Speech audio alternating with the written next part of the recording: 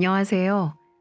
저는 손맛 좋은 어머니와 다정한 아버지를 모시고 사는 평범한 회사원입니다. 이렇게 소개하면 부모님한테 얹혀 사는 노총각 같지만 사실 전 이혼을 하고 딸아이를 혼자 키우고 있는 이웃남이기도 해요. 꽃망울이 올라오는 이맘때가 되면 다들 봄 기운을 느낄 때 전 몇 년 전 악몽이 떠올라서 괴롭기만 했어요. 그래도 지금은 시간이 좀 지나서 이렇게 사연까지 보낼 수 있을 정도로 괜찮아지긴 했죠. 부모님과도 가끔 술 한 잔에 털어버리곤 해서 어머니가 자주 드는 곳에 이렇게 사연을 보내게 됐습니다. 꽃피는 아름다운 봄을 악몽으로 만든 사람은 바로 아내라고 불렀던 사람이에요. 평범한 집안에서 자라 큰 사건 사고 없이 남들만큼 살아온 저에게 아내는 기구한 사연 하나 만들어 놓고 떠난 나쁜 년이었죠. 좋아서 결혼해 놓고 욕이 너무 심한 거 아니냐고요? 아마 끝까지 들어보시면 어떻게 애까지 낳고 잠깐이라도 살았냐고 하실 겁니다. 친구의 소개로 만난 여자친구는 참하고 바른 사람이었어요. 1년 정도 연애를 했는데 이혼 당시의 모습은 상상도 못할 정도로 천상 여자였죠. 심성이 곱고 착해 보이는 그런 사람이었습니다. 한 번은 어떤 일이 있었냐면요. 옷가게를 운영했던 제 여자친구가 생일이었던 날이었는데 저는 깜짝 놀래켜 주려고 몰래 간 적이 있었습니다.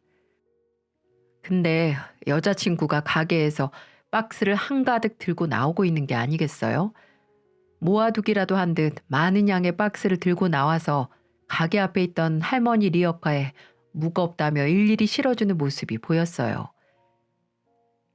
아유, 사장님, 매번 고마워요. 아니에요. 이번에는 택배 상자가 얼마 없는 것 같아서 제가 다 죄송하네요. 아니에요. 매번 이렇게 챙겨만 줘도 고맙지. 그런 말씀 마세요. 그리고 이거 날도 더운데 음료수 한 잔 드시고 가세요. 이마에 땀도 많이 흘리셨는데 제가 수건 갖다 드릴 테니까 잠시만요. 저는 아내의 이런 모습을 보고 확신을 했던 것 같습니다. 본인보다 더 힘든 사람들에게 따뜻하게 배려를 해주고 챙겨주는 모습, 남자친구인 제가 봐도 참 존경스러워 보일 정도였죠. 알고 보니 그간 택배로 옷가게 진열할 새 옷들을 받고 나면 남는 박스를 다 모아서 폐지 줍는 할머니께 드리고 있었던 거였습니다. 할머니는 그 박스로 조금이나마 작은 푼돈이라도 벌 수 있었던 거고요. 요즘 세상에 어른까지 공경할 줄 아는 여자를 만나 행운이라고 생각했죠. 착하고 예의까지 바른 사람과 평생을 함께 하겠다고 다짐했어요. 그리고 하늘에서도 저의 다짐을 알아준 듯 연애 1년 만에 부끄럽게도 아이가 생겼고 계획보다 빨리 결혼을 준비하게 됐습니다. 그런데 기뻐하는 저와 달리 여자친구의 표정은 날이 갈수록 어두워졌어요. 처음에는 예상 못한 임신 때문에 심란해서 그런가 했죠. 상견례 날짜를 잡고 이런저런 얘기를 하는데 여자친구가 갑자기 눈물을 보였어요. 제가 당황해서 여자친구를 안고 달래주며 물었습니다. 요즘 무슨 일 있어? 안색도 안 좋고 몸이 안 좋은 거 아니야? 그건 아니고 나 오빠한테 말 못한 게 있어. 다 말해봐. 우리 사이에 못할 말이 어딨어. 제 품에 안겨 울던 여자친구는 잠시 뜸을 들이더니 눈물을 닦고 저를 보고 말했습니다. 나 사실 부모님 이혼해서 따로 살아. 저는 처음 듣는 이야기에 조금 놀랐어요. 급하게 결혼을 준비하게 됐으니 서로의 집안에 대해 충분히 얘기할 틈이 없었죠. 그래도 전 괜찮았습니다. 그런 상황에서도 바르게 자라준 사람이라 생각하니까 더 책임감이 느껴졌어요. 앞으로 남은 생은 제가 옆에서 든든히 지켜줄 거라고 다짐했고 우는 여자친구에게 당당히 말했습니다. 그런 걸 뭐하러 그렇게 힘들게 말해. 괜찮아. 우리 부모님께 내가 잘 말씀드릴게. 이해해줘서 고마워. 나 믿고 결혼해줘서 내가 더 고마워. 여자친구는 눈물을 글썽였고 저는 그런 여자친구를 다시 한번 안아줬습니다. 이때까지만 해도 전 행복하게 잘 살 거라고 믿었어요. 그런데 이건 불운의 큰 그림자였다는 걸 전 시간이 지나서야 알게 됐죠.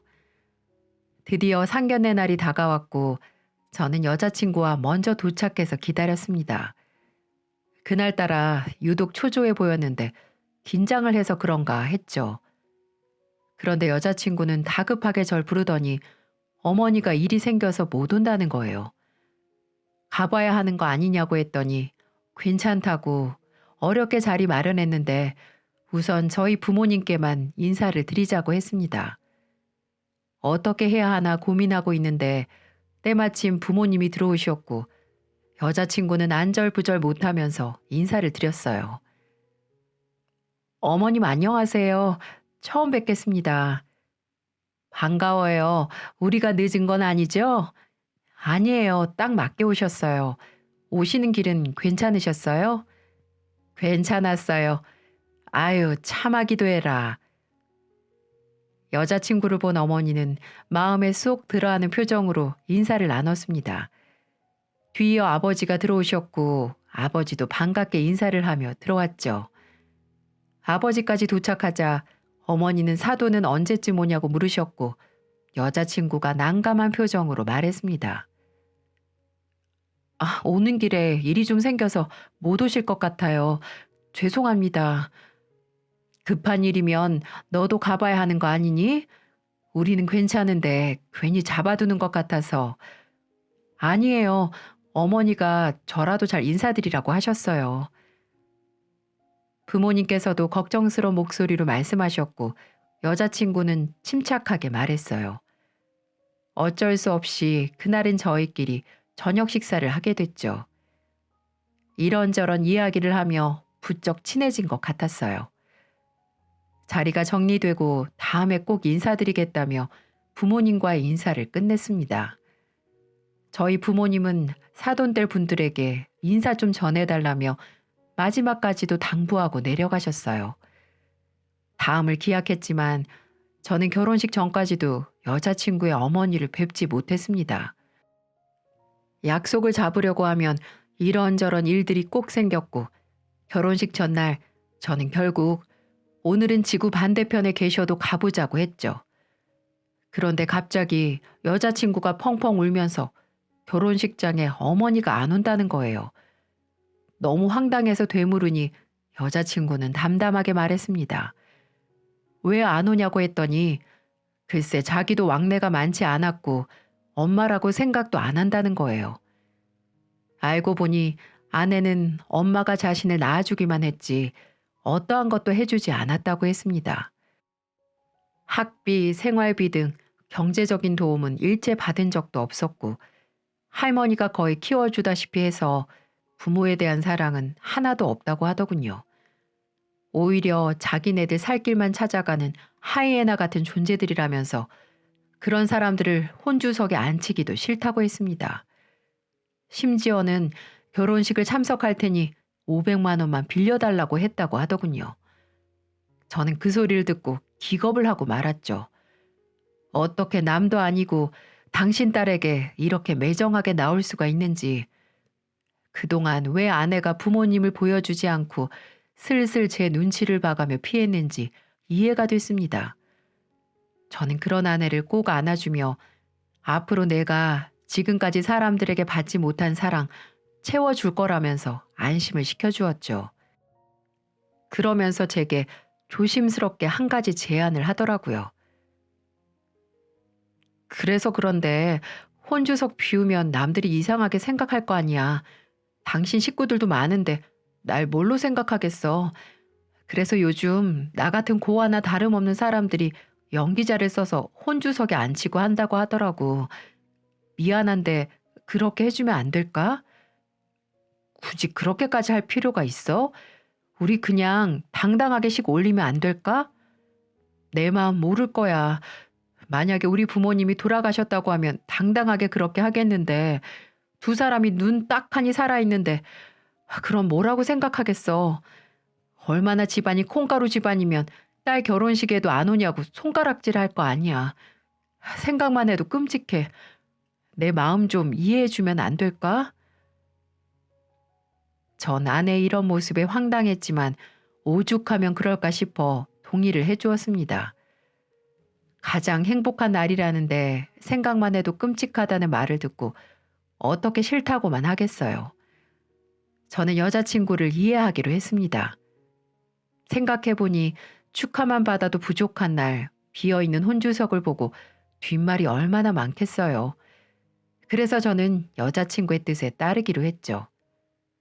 그리고 알고 보니 아내 말대로 인터넷에 혼주 연기자 구함, 알바 구함이라고 쓰니까 수많은 업체가 검색되더군요.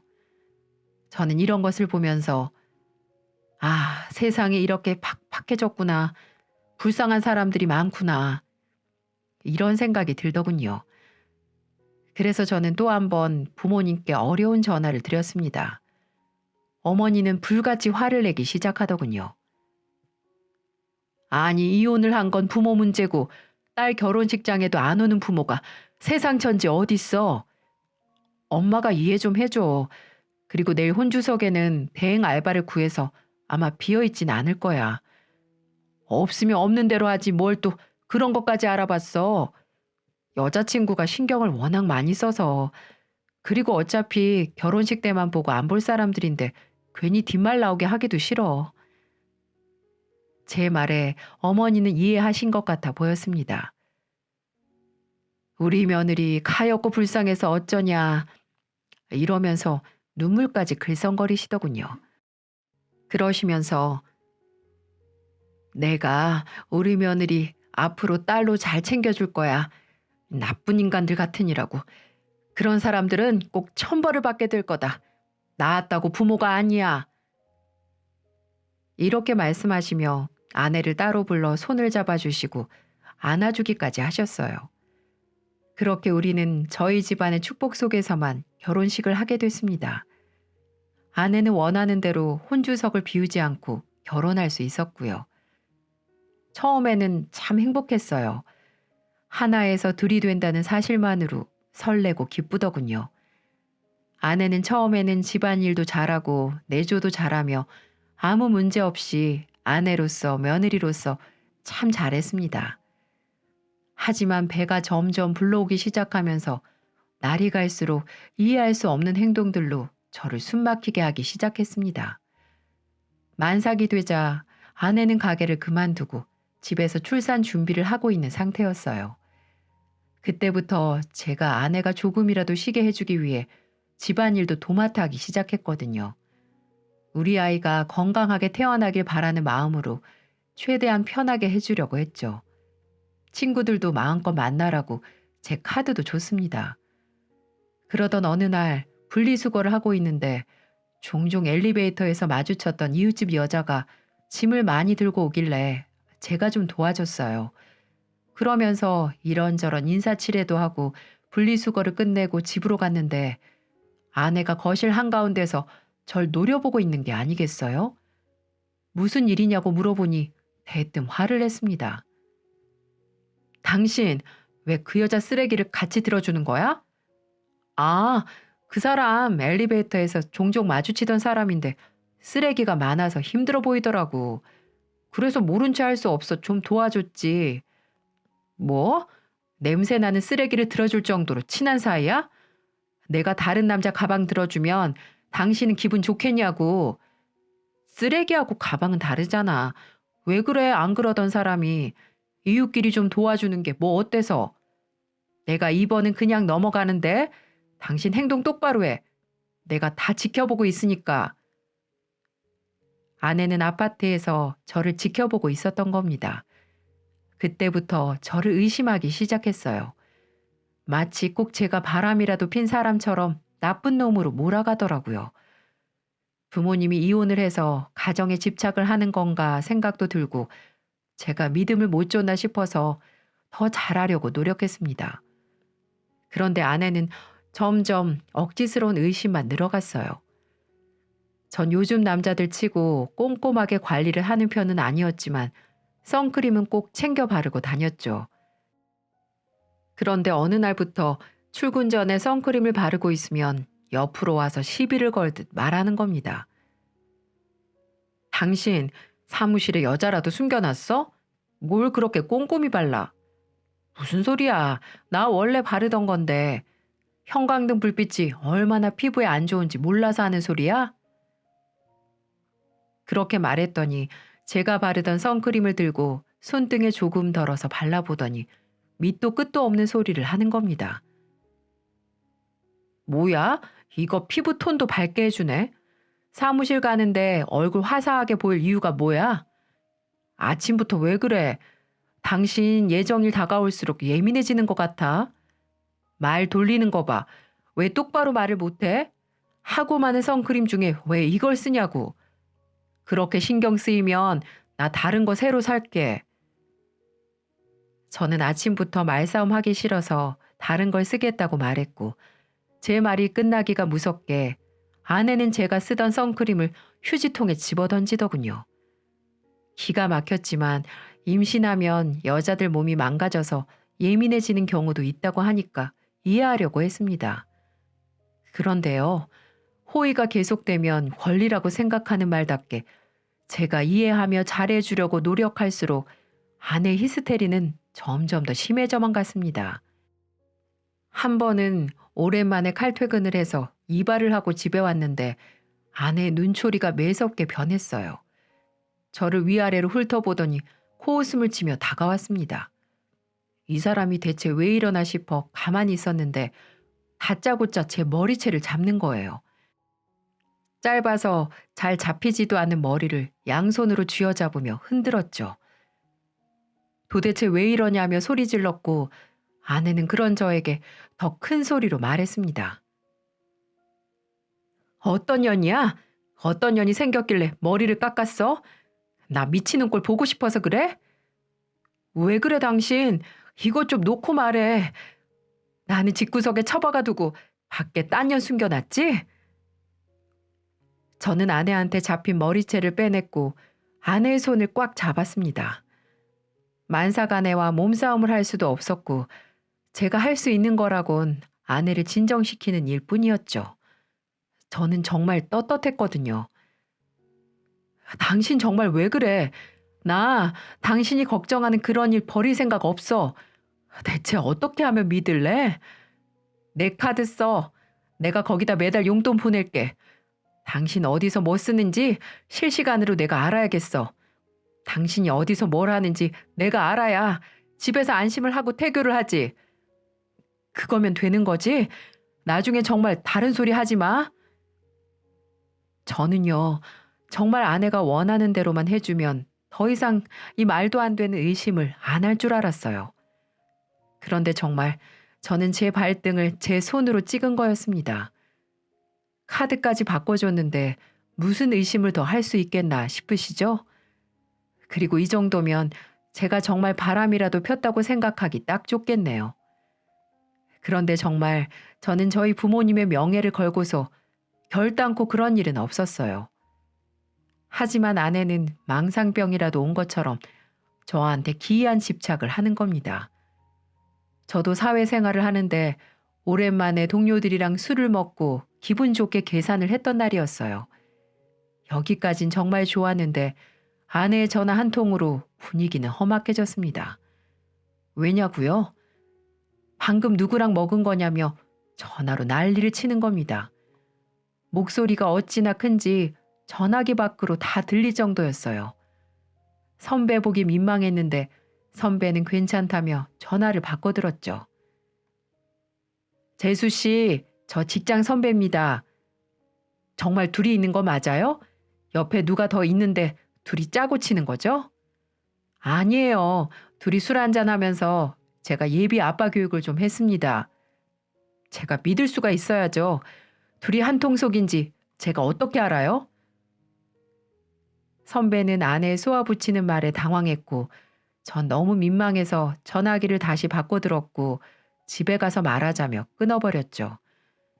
정말 면목이 없어서 선배에게 미안하다며 연신 사과를 했고 그날도 집에서 의미 없는 말싸움을 하다 다른 방에서 잠이 들었어요.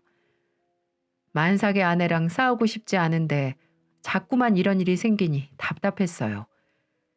퇴근 후 집으로 가는 걸음이 무거웠고 속상해서 혼자 와인바에 가서 술을 먹은 날이 있었어요. 제가 소주나 양주를 잘 마시지 못하던 터라 간단히 와인 한 잔하고 들어갈 참이었죠. 어디부터 잘못된 걸까 생각도 해봐도 답도 안 나오고 그렇게 한두 시간 마시다 생각만 많아진 채 집으로 돌아갔습니다. 그런데 집에 가자마자 아내가 너 아주 잘 걸렸다는 표정으로 절 째려보고 서 있는 거예요. 왜 그러나 물어보니 하는 말들이 가관이었어요. 오늘 모텔 갔었지? 이제는 아주 당당하게 가네? 또 무슨 소리야. 우리 제발 그만하자. 나 너무 지치고 힘들다고. 당신이 그렇게 추궁하고 믿지 못하면 어떻게 살라는 말이야 정말. 뭘 그만해? 와이 로프탑은 뭐야? 모텔 이름이잖아. 이래도 발뺌할 거야? 아니야, 아니야.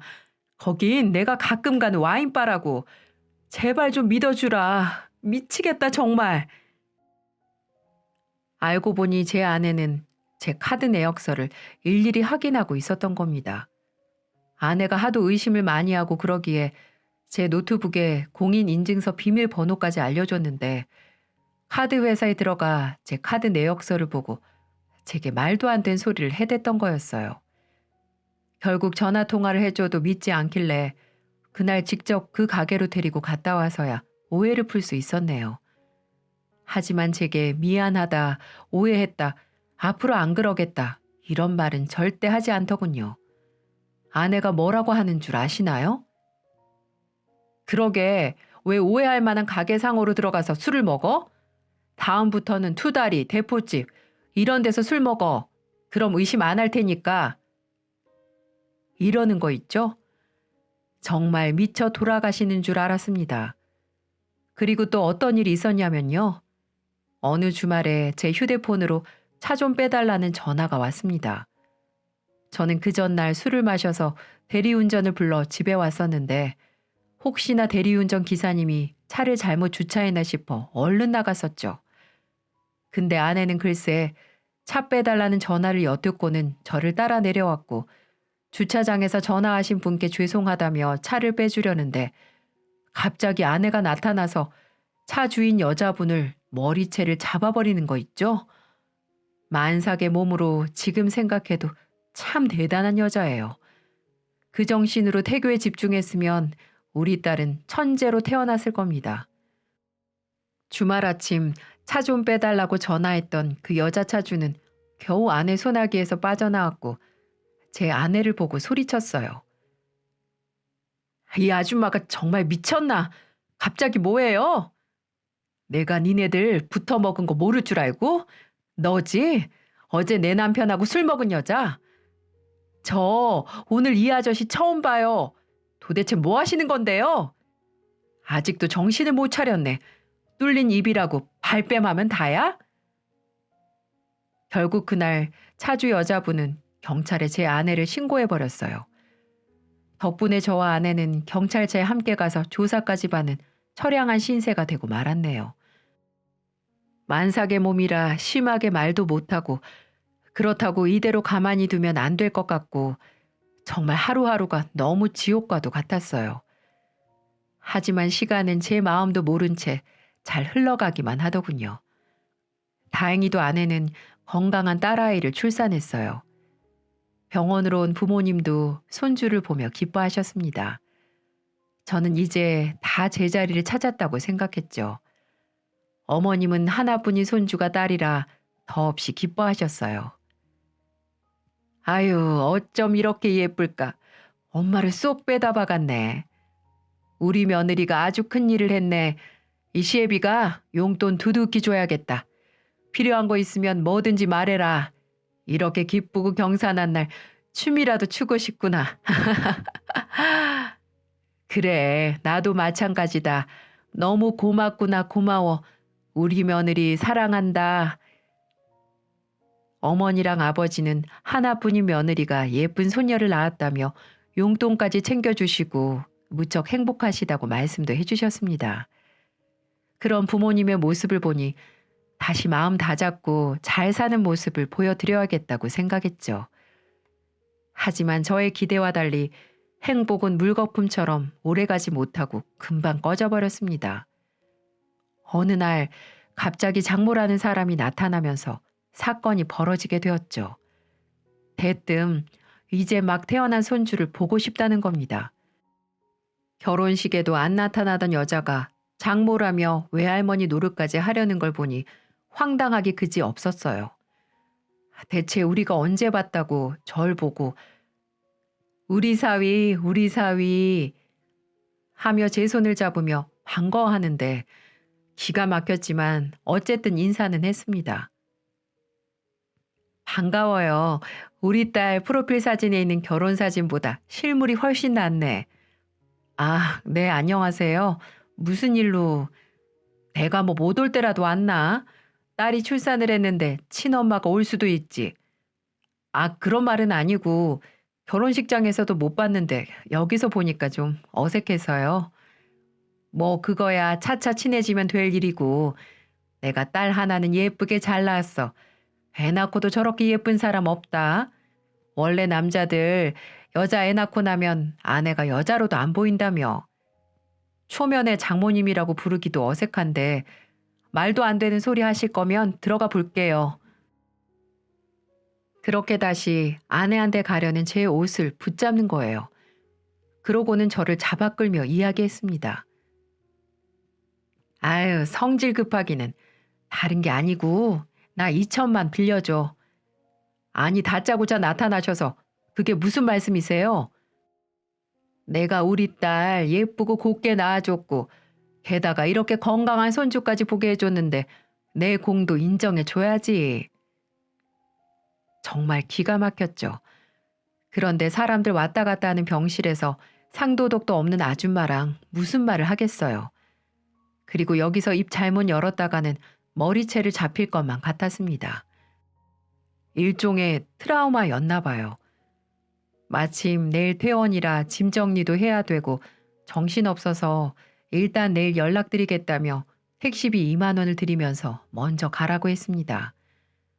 장모는 내일은 제가 돈 줄 거라 생각했는지 콧노래를 부르며 택시를 타고는 신나서 집에 가더군요. 다음 날 퇴원을 마치고 집에서 쉬고 있는데 어김없이 장모한테 전화가 왔습니다. 집에 잘 왔냐, 애는 어떠냐 묻지도 않고 돈 얘기를 바로 꺼내시더군요. 엄마 노릇도 제대로 안 하던 사람이 외할머니 노릇이라고 하겠어요? 처음부터 기대도 안 했고 아내도 평소에 엄마라면 치를 떨어서 제가 싹을 잘라야겠다 싶었죠. 우리 딸한테 이런 외할머니를 보여줄 순 없잖아요. 저는 다른 방으로 가서 아내 몰래 장모 전화를 받았습니다. 사위, 내 목소리 기억하지? 돈은 준비됐어? 내가 좀 급한데. 저기요, 아줌마. 딸이 애 낳고 집을 왔으면 잘 왔는지 손주는 어떤지 묻는 게 순서 아닌가요? 아줌마? 지금 장모한테 무슨 말본세야? 내가 다 물어보려고 했어. 결혼식장에서도 전 뵌 적이 없는데 어떻게 장모예요? 기가 막혀서 없으면 없다고 해. 괜히 객기 부리네. 어디서 돈 냄새 맡고 기생하려고 찾아왔으면서 뭐가 어쩌고 저쩌요? 너 지금 말 다 했어? 기생? 미친놈이 너 말 다 했어? 적당히 하세요. 나이 들어서 이러는 거 추하니까요. 이제 저도 할 말 없고 다시는 제 와이프랑 우리 딸 앞에 나타나지도 마요. 저는 이렇게 하고 싶은 말을 전부 쏟아내고 시원하게 전화를 끊었습니다. 뻔뻔하게 갑자기 나타난 꼴이 한 번 주면 계속 나타날 것 같아서 아예 차단해버렸죠. 전화를 끊고 나오는데 아내가 앞에 서 있었습니다. 아내는 기가 막히다는 표정으로 절 보면서 말했죠. 이게 무슨 황당한 시츄에이션인지 지금 생각해도 부글부글 끓는 것만 같네요. 당신 웃긴다. 우리 엄마한테 뭐 하는 짓이야? 엄마? 평소에 나보다 더 욕하던 사람이 당신이잖아. 꼴도 보기 싫다며. 욕해도 내가 욕하는 거랑 당신이 욕하는 게 같아? 지금 우리 집 콩가루라고 무시하는 거지? 장모님이 갑자기 나타나서 돈 빌려달라고 하는데 그럼 그걸 고분고분 듣고 있냐? 맞네. 없는 집구석이라고 무시하는 거. 그런 당신 집도 그렇게 넉넉한 건 아니잖아. 진짜 왜 그래? 우리 딸도 태어났는데 밑도 끝도 없이 트집 잡는 거 그거 좀 그만해. 저는 이제 지칠 대로 지쳐버려서 아내한테도 말이 곱게 안 나오는 지경이 되었습니다. 머리가 지끈지끈거렸죠. 엄마 같지도 않다고 욕할 때는 언제고 안 도와줬다고 무시했다고 난리 어느 장단에 맞추라는 건지 미치고 팔짝 뛰겠더군요. 그래도 자기 낳아준 사람이라고 정이라도 있었던 건지 그때는 머리가 너무 아파서 그런가 하고 넘겼죠. 아내는 그날 이후로도 계속 눈에 보이는 대로 트집을 잡았습니다. 정말 뭐에라도 홀렸나 싶었죠. 임신했을 때는 의부증으로 사람 미치게 하더니 애 낳고 집에 오니까 사사건건 시비였습니다. 한 번은 부모님이 아내 입으라며 옷을 사서 보내셨는데 글쎄 자기를 무시했다는 거예요. 내가 옷가게 해봐서 아는데 이거 진짜 얼마 안 해. 이건 나를 무시하는 거지. 생각해서 보내셨는데 무슨 말이 그래. 당신 생각해서 보내주신 거잖아. 그럼 제대로 전해드려. 나 이런 시장통에서 파는 옷 안 입는다고. 됐어, 입지 마. 내놔.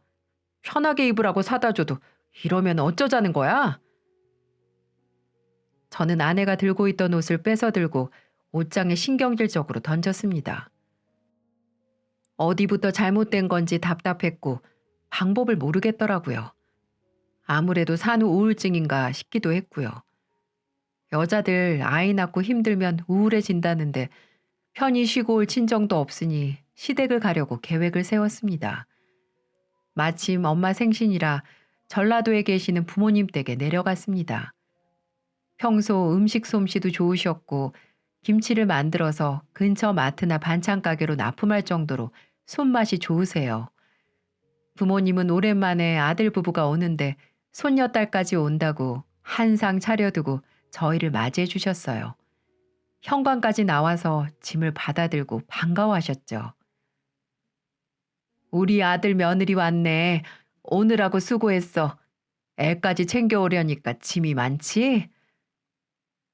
어머니는 아내를 보며 말했는데 아내는 들고 있던 짐을 바닥에 탁 내려놓고는 목례만 슬쩍 하더니 집으로 들어가 버린 겁니다. 엄마는 이건 뭐지 황당한 표정이셨고 옆에 있던 아빠도 당황스러워한 건 마찬가지였어요. 이때 머리채라도 잡고 부모님 댁을 못 들어가게 했어야 했는데 이제 와서 후회스럽네요. 그리고 먼저 애만 안고 기어 들어간 아내는 뭐 하고 있는 줄 아세요? 거실에 정말 입이 떡 벌어질 만큼 차려두셨는데 정중앙에 앉아서 혼자 밥을 먹는 거예요. 애는 쿠션에 눕혀둔 채로 말이죠. 그놈의 입은 먹을 때만 입이었습니다. 두 분은 며느리가 많이 배가 고팠구나 하며 멋쩍게 앉으셨어요. 참 민망하더군요. 여기서 아내의 만행이 끝이라면 사연을 쓰지도 않았네요. 점심을 다 먹고 나서부터는 더 막장이었죠. 보통 시어머니가 한상 차리면 말이라도 자기가 치우겠다고 하지 않나요? 편히 쉬라고 했어도 제 와이프는 먹자마자 소파로 올라가 드러눕는 겁니다. 그렇게 눕자마자 한다는 소리가 더 막장이었네요. 어머님, 제가 요새 애랑 씨름을 했더니 너무 피곤해서 손 하나 까딱 못하겠어요. 그래, 그럼 쉬어야지. 애는 뱃속에 있을 때가 편하긴 하지. 신경 쓰지 마라. 내가 치울게. 어머니는 당황하신 것 같았는데 이미 누운 채로 떠들고 있는 거예요. 저는 와이프의 행동에 화가 났고 부모님이 부엌으로 가시자마자 아내한테 말했습니다. 당신 대체 왜 그래? 여기 오는 내내 화난 사람처럼 말도 안 하고 그때 옷 때문에 그래? 생각해보니까 다른 며느리들은 애 낳으면 현금도 턱턱 준다는데 나는 꼴랑 300만 원 받고 미역국 먹었잖아. 당신 내 친구 알지? 걔는 7천만 원짜리 차 뽑아줬더라. 요즘 그게 대세라는데 난 시장 구석에 파는 옷이나 받고 아휴 며느리 대접도 안 해주는데 나라고 시댁 와서 체면 차려야 되나 싶네. 맞습니다. 저희 아버지가 300만 원밖에 안 줬다고 입을 대빨 내놓고는 시위를 한 거였어요. 저희 찢어지게 가난한 것도 아니에요. 어머니가 하시는 김치 사업은 점점 규모가 커지고 있어서 못 준 게 아니었는데 아버지한테 왜 그것밖에 안 줬냐고 누가 그럴 수 있겠습니까? 그리고 마음이 중요한 거잖아요. 이때라도 집을 나왔어야 했는데 저는 뭣도 모르고 버티다가 부모님 가슴에 대못을 박았습니다. 대자로 뻗어있는 아내를 더 이상 설득할 수 없어서 제가 부모님을 도와 상을 다 치웠어요. 저는 속으로 벼르고 벼르기 시작했습니다. 한 번만 더 실수하면 단단히 교육을 시킬 작정이었어요. 어머니는 제 마음을 아는지 제 손을 잡으며 그러지 마라. 오죽 힘들면 그러겠니. 친정엄마가 와서 애도 봐주고 보살펴주고 해야 되는데 우리 며느리는 그러지도 못하지 않니. 너무나 불쌍해. 그러니 네가 한 번이라도 더 참아. 이렇게 말씀하시며 제 화를 삭히라고 당부를 하시더군요. 그래서 참았습니다. 그렇게 아버지랑 둘이 정리하고 거실로 나왔는데 아내는 여전히 누워 있었죠. 정말 친정을 오기라도 한 것처럼 말이에요. 아버지가 와도 꿈쩍 안 하다가 어머니가 커피를 타오니까 벌떡 일어났습니다. 그리고는 한다는 소리가 대박이었죠. 어머니, 저는 아메리카노 좋아하는데 할머니들 먹는 믹스커피를 어떻게 먹으라고. 어머니는 아내의 말에 당황했고 미안하다며 사과를 하시는 거예요. 저는 더 이상 참을 수 없어서 타박을 했죠. 당신, 우리 엄마가 밥도 해주고 커피까지 내왔으면 잘 먹었다는 말 정도는 해야 하는 거 아니야? 아니, 왜 이렇게 싸가지가 없어? 이 사람이 보자 보자 하니까. 내가 출신이 거의 고아나 마찬가지여서 그런지 나를 며느리로도 생각 안 하고 우습게 본 것 같잖아. 내가 뭣도 모르고 꼴랑 300만 원 받고 아버님께 감사한다고 했더니 어머님은 시장통에서 옷을 사다 주질 않나. 이젠 믹스커피까지 주시니까 그런 생각하지 않겠어? 서럽다 정말. 그 입 안 다물어? 당장 일어나 올라가자. 당신 같은 사람하고는 도저히 못 살아. 언제까지 불쌍한 척 고아인 척 코스프레 하면서 사람들 동정심을 얻으려고 그러냐? 이제 나도 질린다 질려. 저는 들고 있던 커피잔을 내려놓고 자리에서 일어났습니다. 뭐가 그렇게 당당한지 두 눈을 똑바로 뜨고 쳐다보더군요. 그때 아버지가 그만하라며 저를 잡아 끌며 말했습니다. 그만해라. 내가 핸드폰으로 돈을 보내다 보니까 1,000만 원을 보낸다는 게 300만 원이 갔었니? 요즘 내 눈이 침침해서 그래도 오랜만에 모였는데 기분 좋게 놀다 가야지. 마음 풀고 쉬어라. 아내는 아버지의 말을 듣고도 피곤하다며 다시 소파에 드러누웠습니다.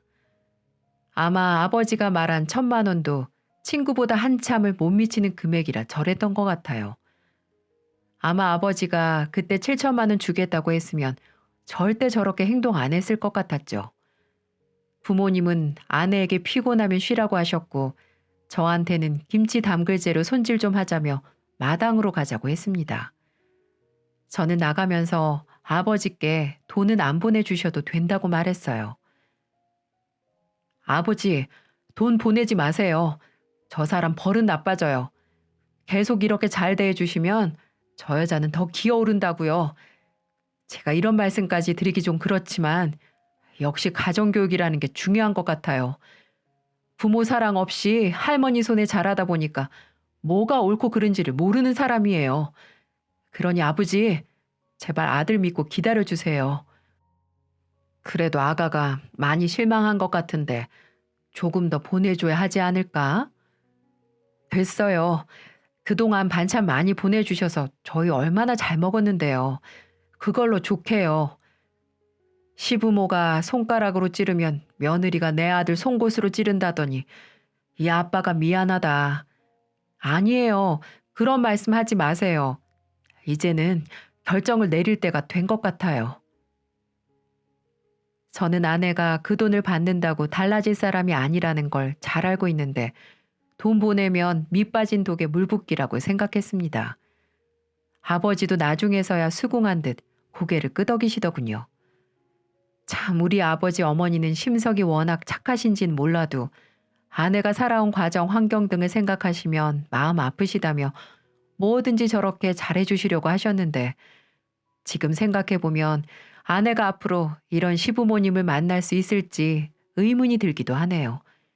지복을 스스로 찬 거겠죠 뭐. 아무튼 마당에서 고된 노동을 끝낸 부모님과 저는 오후 늦게가 돼서야 끝낼 수 있었죠.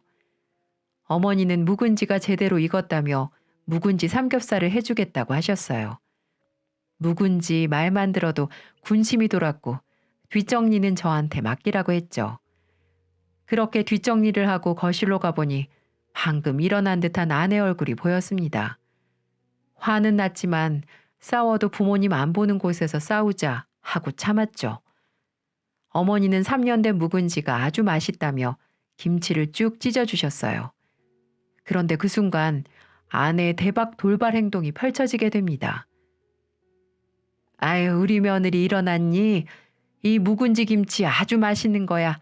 자, 입 벌려봐. 내가 먹여줄게. 아, 저리 치워요. 시궁창 냄새 나게. 요새 누가 이렇게 냄새 나는 걸 먹어요? 저 거지 아니거든요? 마당에 있는 개나 주세요. 그 순간 아내가 밀친 어머니의 손이 김치통을 쳤고 그 바람에 어머니의 3년 된 묵은지가 다 엎어져 버렸어요. 기가 막히고 코가 막힐 노릇이었죠. 아버지도 화가 난 듯 소리치셨습니다. 너 시어머니한테 뭐 하는 짓이니? 그러니까 사람이 먹을 만한 걸 줘야죠. 어디 개가 먹을 만한 걸 줘요? 아우 냄새. 그리고는 바닥에 있는 김치를 쓰레기통에 버리는 거예요. 어머니가 애를 써서 만든 김치가 눈앞에서 쓰레기통으로 들어갔고 그마저도 더러운 듯 발로 밀었습니다. 저는 그 순간 이성을 잃고 말았어요. 참지 못하고 아내의 뺨을 세차게 날려버렸죠.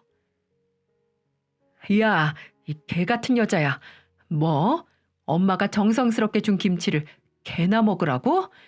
그리고 감히 쓰레기통에 버려? 인연이 오냐오냐 하니까 이 세상이 다 만만해 보이지? 당장 꺼져 이년아. 너는 우리 집에서 며느리 대우받을 자격도 없는 년이야. 뭐? 말 다 했어? 그리고 감히 날 때려? 너 내가 감빵 넣어줄게. 아내는 자신의 행동에 반성도 하지 않은 채 곧바로 경찰에 저를 신고해버리더군요. 저는 폭행죄로 기쁘게 내려가던 부모님 집에서 경찰차를 타고 끌려가는 신세가 돼버렸습니다. 정말 수치스럽고 제 인생에 있어서 가장 분노가 끓는 하루였어요. 하지만 오히려 생각해보니 저를 경찰에 신고를 해준 게 잘 됐다는 생각도 들더군요. 이걸 계기로 확실히 끝을 맺을 수 있다는 생각이 들었으니까요. 자신의 불우한 가정 환경을 빌미로 우리 가족에게 상처를 주는 그년을 가만히 두면 안 된다고 생각했습니다. 그래서 저는 곧바로 이혼 소송을 걸었습니다. 그랬더니 해보라면 해보라는 태도로 적반하장으로 나오더군요. 그래, 나도 이렇게 없는 집구석에 미련 없어. 차도 한 대 못 사주면서 정말 못 살겠다. 그리고 애는 네가 키워. 결혼해야 되는데 혹 달고 어떻게 결혼해? 발목이나 잡히지. 이제야 본색이 나오네. 네 인생 안 봐도 뻔하다. 지금껏 같이 살아준 것만으로도 넌 감사하게 생각해라. 이 불쌍한 년 같으니라고. 결국 저는 양육권을 가져왔고 순조롭게 이혼을 했습니다. 갈라서고 나니까 어찌나 속이 시원하던지 저렇게 양육권 깔끔하게 포기하는 게 엄마라는 게 기가 막혔지만 인생 자체가 막장인 여자라 조금이라도 빨리 나온 게 다행이다 싶었죠. 저는 이혼하고 혼자 애를 키우려니 벅차서 고향으로 내려와 어머니의 김치 사업을 도왔습니다. 어느덧 3년이 흘렀고 입소문이 전국으로 퍼져서 이제는 대형 유통업체를 통해서 납품을 하고 있어요. 얼마 전에는 TV에도 나오셨죠. 그래서인지 주문량이 더 늘어났습니다.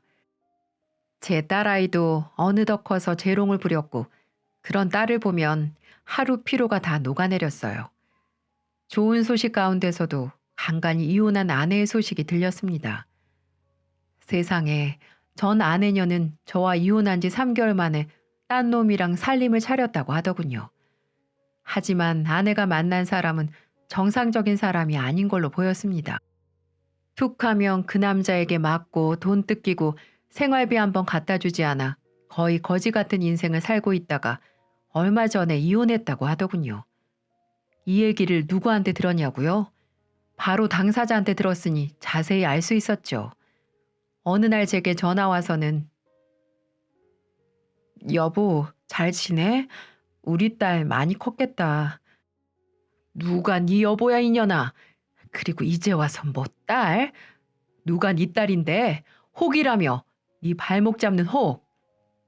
과거는 있자. 다 지나간 일인데. 그리고 어머니 요즘 김치 사업 잘 되시나 봐. 인터넷에 올라온 기사 봤어. 잘 지내셔? 아주 잘 지내셔. 너한테 너무 고마워하시더라. 젓갈로도 못 쓸 년 사라졌다고 2발 뻗고 지내셔. 너랑 이혼한 덕분에 우리 아들이 도와줘서 이렇게 승승장구할 수 있으시다고 말이야. 아직도 화 많이 나셨어? 그때는 실수였어. 말씀 좀 잘 드려주면 안 될까? 얼마 전에 이혼당했다는 여자가 또 무슨 꿍꿍이냐? 참고로 우리 부모님 네 이름만 들어도 바들바들 떠신다. 그러니까 우리 앞에 나타날 생각하지도 마라. 내가 잘못했어. 내가 엄마 사랑을 못 받고 자라서 잘 몰랐어. 또 불쌍한 척 오지게 한다. 그럼 우리 딸이라도 보여줘. 그 정도는 해줄 수 있잖아. 지 딸 놔두고 도망간 여자가 딸을 왜 찾아? 너도 딱 보니 네 엄마랑 똑같은 여자야. 그리고 양육비도 한 번도 안 준 여자가 어디서 보여달래. 정 보고 싶으면 지금껏 밀린 양육비 가져와. 법대로 해줄 테니까. 뭐 거지됐다고 했으니 평생 못 볼 테지만 말이야. 여보. 전 아내의 마지막 간절한 외침에도 저는 전화를 끊어버렸습니다. 전 아내의 번호를 바로 차단해 버렸고요. 그 여자의 모든 기억들, 모습들, 흔적들을 지우기 위해서였죠. 인생은 마음먹기에 달렸다고 생각합니다. 우리 딸은 현재 지 엄마가 없어도 든든한 아빠도 있고 손맛 좋은 친할머니에 손녀 사랑 지극한 친할아버지도 있어서 절대 부족함 없이 잘 자라고 있답니다. 저런 못돼 먹은 엄마를 보고 크느니 지금이 100번 낫다고 생각드네요. 이제는 과거 이야기를 사연으로 보낼 수 있을 만큼 저희 가족들도 많이 극복했어요. 그래서 요즘 다시 예전의 화목한 가정으로 돌아올 수 있었답니다. 미꾸라지 한 마리가 강물을 흩트린다고 하죠. 그 미꾸라지 아내 때문에 좀 힘들 때가 있었지만 이것도 인생의 한 과정이라 생각하고 앞으로 더욱 열심히 아이 키우며 살아가도록 하겠습니다. 모두들 저의 긴 사연 들어주셔서 감사합니다. 봄 기운 만연한 좋은 날씨에 다들 행복한 일들만 생기시길 바라겠습니다.